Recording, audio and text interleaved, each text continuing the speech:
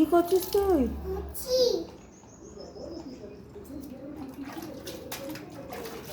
জল দিয়ে কাঠের দরজা মুছছিস?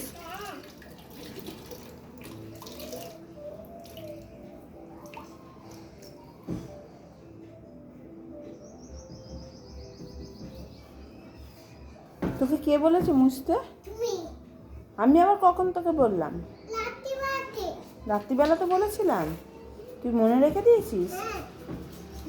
আচ্ছা, কিন্তু দরজা তো এরকম করে জল দিয়ে মুছলে দরজা খারাপ হয়ে যাবে মা।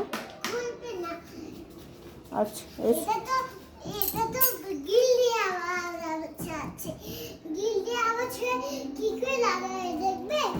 না, আমার দেখার দরকার নেই, ঠিক আছে।